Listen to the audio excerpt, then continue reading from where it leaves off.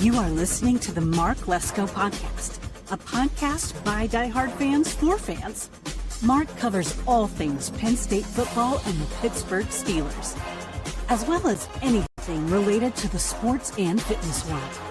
Tune in weekly to listen to a couple of dedicated fans talk about these topics without filters. Thank you for listening to the Mark Lesko Podcast.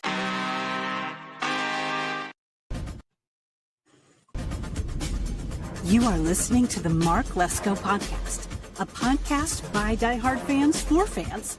Mark covers all things Penn State football and the Pittsburgh Steelers, as well as anything related to the sports and fitness world. Tune in weekly to listen to a couple of dedicated fans talk about these topics without filters. Thank you for listening to the Mark Lesko Podcast.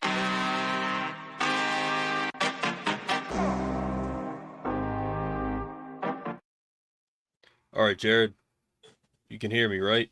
Yes, sir. Can you hear me? Yep. All right, man. So, got a big game today. Steelers Central, joined by Jared once again. The game of the year, I would say, for sure. I mean, a lot on the line today, and I'm confident in my Steelers.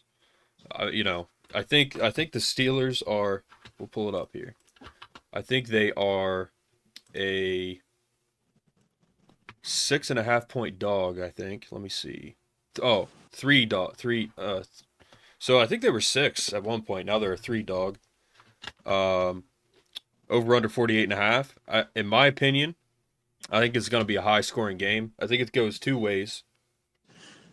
Either the Ravens score a lot of points and we don't because their offense is a juggernaut, or it's going to be high scoring both ways. And I do think ultimately we pull it out. I mean, Acrisure is not Beaver Stadium in terms of its size, but I think it's going to be really loud there. And Jared, you've been to more games than me. I mean, it gets pretty loud there, right? Oh, dude, the atmosphere is undescribable in that regard of I can say it gets loud, but how loud that sound gets really, it's something that you have to be there to understand and appreciate. I mean, dude, it doesn't get bigger than this. This is the biggest game of the year easily. I mean, we're the best rivalry in sports right now. In the 25 years, in the last 25 years, you have not seen a team and two teams come together and look as intense and as head-button. It just goes back and forth. The immovable object meets the unstoppable force kind of ordeal. And it's so grand. I can't put it really into words, but it's these guys will go out there and give us a show. I mean, and it's a great, great show to watch, dude. I mean, the whole atmosphere will be there. The spectacles, the star power. I mean, you can't ask for more than this. I mean, you can name them all, dude. I mean, Russell Wilson, Najee Harris, Jalen Warren, Pat Freiermuth, Darnell Washington, George Pickens, the newly acquired Mike Williams, even guys like Calvin Austin, Van Jefferson, all the offensive weapons, they must be on their game today because that defense for the Ravens is not good right now. The pass defense for the Ravens is not good at all. They've got to be dead last in the NFL. So what do you have right now? I mean, with the defense, that's the real question. How much can the defense stop their offense, which is number 2 or number 1 in many categories in all of football? So right. I know that we've got ourselves a challenge. I do see us being victorious. I really do. I know that you have to have hesitation when it comes to this game because it goes back and forth in such a slow push. Imagine something just pushing and pushing, and then going back and back. It's like the tug of war. Just that little flag keeps moving back and forth each time because that they know how to play us. We know how to play them. That's really what it comes down to. But what we're looking at is the matchup between Lamar Jackson and Mike Tomlin. Mike Tomlin, again, we have constantly given him criticism for his overall performance as a playoff coach. But when it comes to the regular season, and particularly the Ravens, no other coach knows how to limit Lamar or their run game any better. They get them ready every single time. So what's it going to be for the Steelers today? I mean, you're basically talking about a tank in Derrick Henry. You're going to have to Mm-hmm. stop that. You're going to have Lamar Jackson, who is, kind of like half a tank. He's fast, but he's still pretty thick. I mean, he can run, he can throw now. I can't honestly say that this is going to be a bigger test for the Steelers in terms of the defensive side. Because, dude, we know what we've seen from Russell Wilson and company these last 3 games with him. He is back to form. He's back to playoff contention. The Steelers look like a complete team with him as the quarterback, but it's all going to come down to the matchups. And if we can be victorious, we will go into the next week 8-2. And what do you have? You have the Chiefs and the Bills pretty much being the only other tests that we have to go through. And it starts today, really, with where we're going to go. If we're going to go deep into the playoffs, it's by beating a team like this. Yeah. Yeah, so overall, man, at the end of the day, we need to win this game, and I think we can. Looking at the standings right now, in the division. Yeah. I mean, just looking at the standings, why are they not pulling up? But yeah, so we've got the Ravens today, but I'm gonna look at the overall analytics of the NFL right now, the standings. Yeah. Okay. And There they are. that's what's really important right now. Right. Because this is like not just Steelers Ravens, a huge rivalry. I mean, this is like there's not a team in this league that I hate more than the Ravens. So What we got on the schedule. There it is. yes. All right. So Yeah. 8-2 Bills play the 9-0 Chiefs Oh. at 4:25. And, that's a huge game, obviously. That's probably the game of the year in the NFL so far. And I think the Bills can win that. I hope and pray they do. I think they're versus Kansas City, so they're at home. I do have the Bills winning that game. Good. Okay. So let's say the Bills win. They would be 9-2, or they lose. Yep. They're 8-3. Steelers could be 8-2, and they would absolutely pretty much floor the division at that point because they got the Browns on Thursday, which I think they should and can win. With this offense now and this defense combined, and the fact that it's opening the running game with Russell Wilson and his magic. I mean, Russell Wilson is just a huge spark in this offense. I mean, he's injected Red Bull into our veins. I mean, he's just made it that much better. So if we win today, we could be 8-2, and the Ravens would be 7-4. Yep. The Texans 6-4, Chiefs 9-0, Eagles 8-2. And they played Thursday, so they're done for the week. Lions 8-1. Falcons 6-4. Cardinals 6-4. So if we win today, it's going to be us and the Lions. They play the Jacksonville. Jags. Yeah, today. So it's going to be we'll just break this down. If we win, Yep. we win, the Bills win. Bills are 9-3, we're 8-2. Chiefs are 9-1, so it's going to be us, the Bills. Man, that division is horrible, the AFC East. Yes, it is. And people, not a lot of people do, but people need to factor that into Tom Brady's greatness. He was in a horrible division his whole career. So Said it for a long time. Yeah, but we'll be 8-2. The Bills will be 8-3 or 9-2.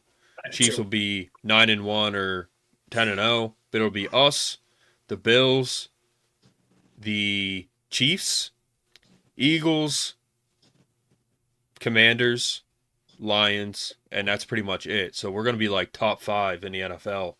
Now, in terms of power rankings, if we beat the Ravens today, depending on how well we beat them, if we beat them, I mean, we got to be 1, 2, top 3, top 4 in the NFL easily. I think the Eagles will sputter out eventually because that's what they're going to do, I think. So I think the Super Bowl this year, knock on wood, is going to be in the AFC. I think the AFC champion will be. Now, the Lions, I had them and the Bills in the Super Bowl at the beginning of the year. So I think no matter what, I hope and pray if it's not us, it's the Lions, man. I really want them to do well. That's it. So, but it could be us, the Bills, and the Chiefs, and then Eagles, Lions, pretty much. That's what it's going to come down to. Now we have a hard schedule going forward, but okay, so let's say we lose. We're 7-3, and the Ravens are 8-3. They'll lead the division, which ultimately in the playoff picture doesn't really mean much. But man, we could get so much momentum this year. I mean, this is pretty much Ohio State, Penn State at home right now. That's what it is. It is. Because if we win, we get so much momentum going our way. Right. And then our schedule going forward is not easy, but man, there's a couple teams in there like the Chiefs and the Eagles that if we beat them head to head, we're making a Super Bowl run no matter what. So Bill, yeah, it's a big game, but if we lose, we're 7-3. Ravens are 8-3. Bills 8-3 or 9-2. The Chiefs won't really move. So win or lose, I mean, yeah, there's a lot on the line. So it's just, yeah, there's a lot on the line here. I mean, if you're looking at playoffs pictures, I mean, yes, it would be so important for us to solidify the number 2 spot or just be the number 1 team in this division. But yeah, you can afford to lose to the Ravens. If this not game, then the game that we play next. But honestly, dude, you're talking about the Chiefs always having the best record because they just always win. They never do anything to lose.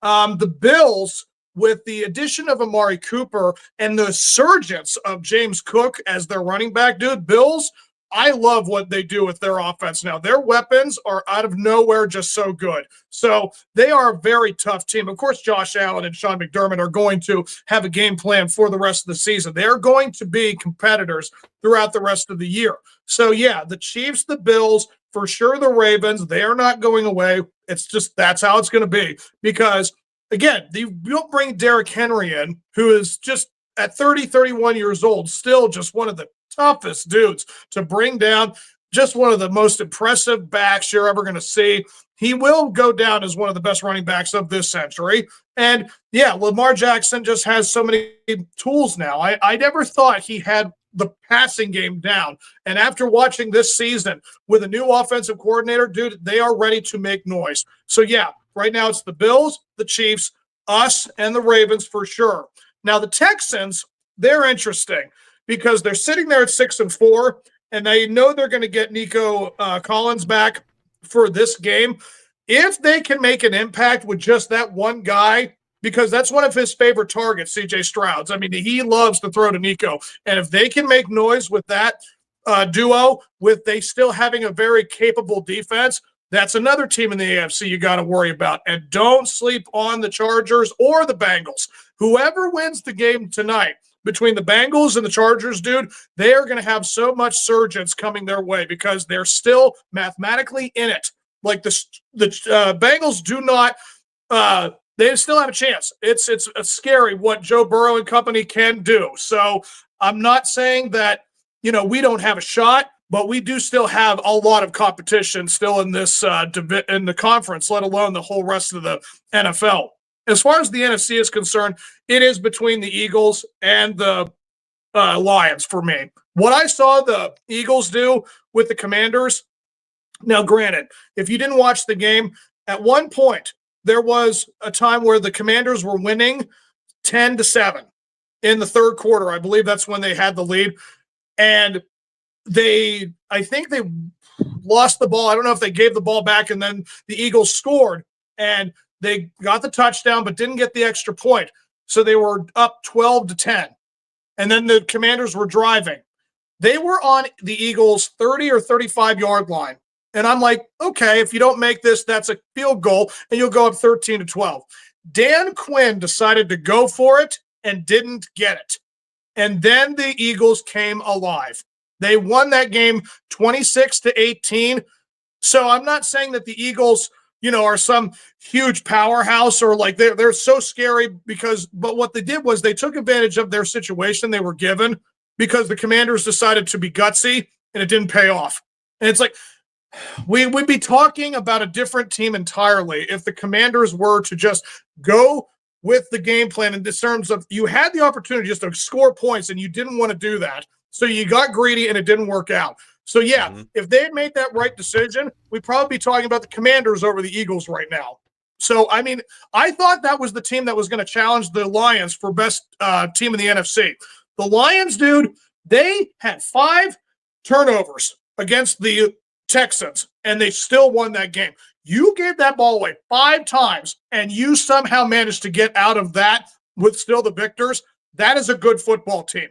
That is a resilient football team. Because, again, if you were to picture that in the playoffs, hey, they gave the Steelers the ball 5 times and we couldn't score on them. That's insane. But again, that's the limitation of not having a weapon for C.J. Stroud like Nico Collins. If Nico Collins was in that game and they had 5 takeaways, I think the Texans would have easily won that game.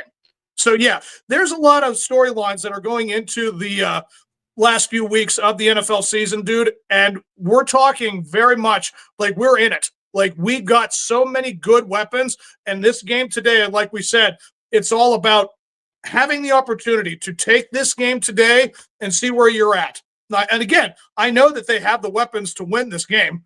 Now, again, like you said, with the scenario of it's either high score for Ravens and nothing for us, or both of us high score, until we watch the game, I'm not saying that I foresee the traditional low scoring, but I do anticipate where it's going to be in the middle somewhere. I predicted that the game was going to be 24-20 Steelers. That was where I thought it would be. I didn't think that the Eagles or the Ravens were going to have like a huge blowout performance, but I didn't think we were going to reach 30 points either, because this is still the AFC North. This is still a tough matchup between 2 defenses. Now, again, they don't have the defensive power that we have on cornerbacks, but they still know how to smash us in the face, and we know to smash them back. So it's a lot of push and shove. So I'm expecting that type of game still, but it will have a couple of touchdowns more. All right, so what's the score going to be? I mean, what do you think this is going to be high scoring or not? I think it's going to be 24-20 Steelers. This will be right in the middle. Yeah. I got 30-27 Steelers. Okay. And I like I said, man, I think because as far as I know, I mean, this Ravens defense, their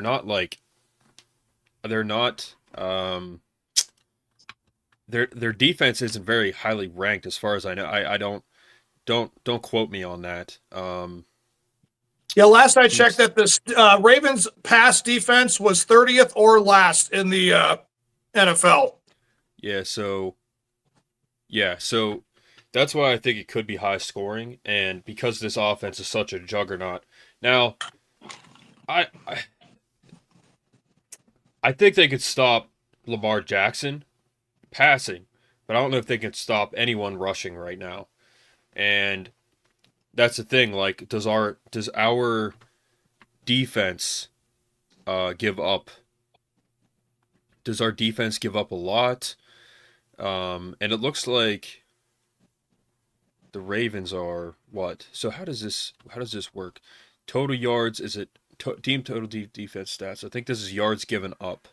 Yeah. So they're pretty low there on the bottom, and the Steelers are pretty high on the list in terms of they haven't given up a lot. No. So, and then, so that's a huge factor. But right. How do you think the Ravens score? I mean, how do they score points against us? Well, so 20 points, that's 2 touchdowns and 2 field goals. I think that they're going to have Lamar throw maybe like they get to our 25-yard line and they get, a touchdown through Zay Flowers or someone of that, like Mark Andrews, somebody like they know how to get the ball to those guys. And I think that would be a touchdown for them. Another one, I think Derrick Henry will push through the line at some point and get a touchdown that way. And then you got 2 Justin Tucker field goals. That's how I see the game go down. Like the game in my head, it's like at halftime, I see us up 14-10. I think we're going to score 2 touchdowns.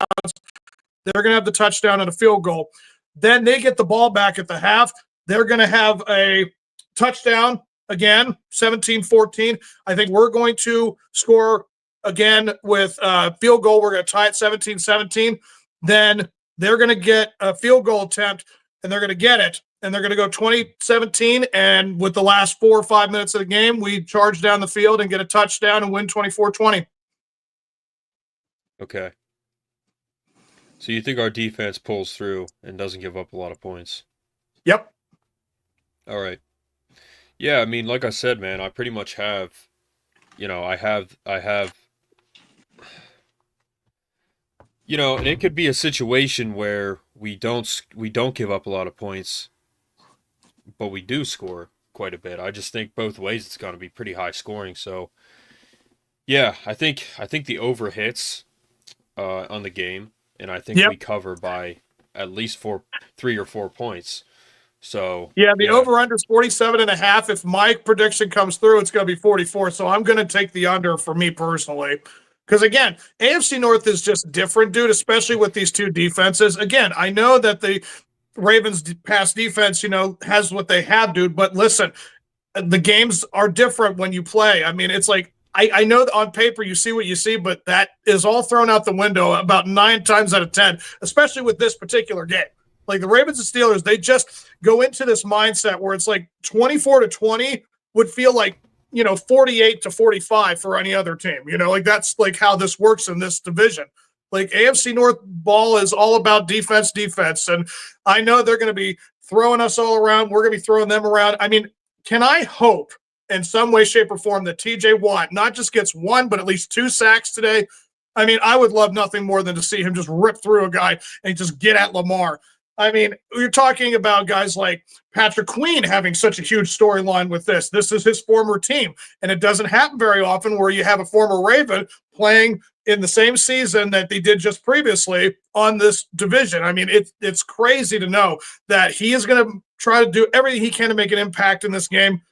Now, of course, that's the other side. We had Deontay Johnson go to the Panthers, and they picked the Ravens picked him up.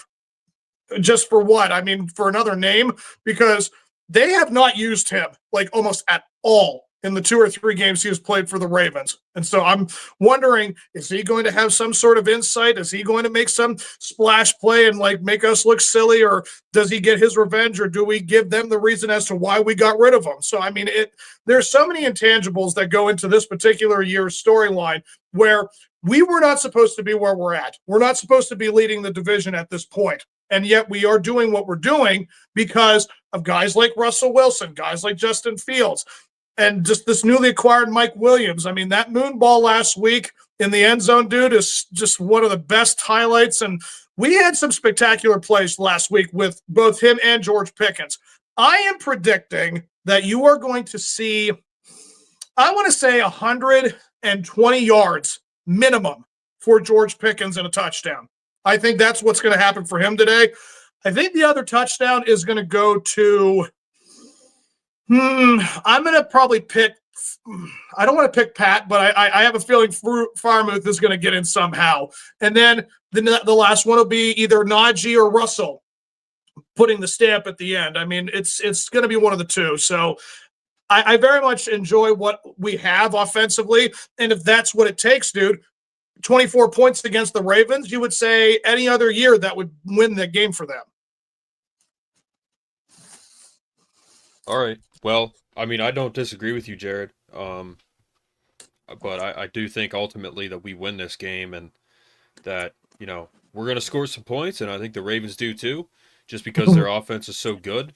I mean, in terms of their offense right now, it's number 1. I mean, it is.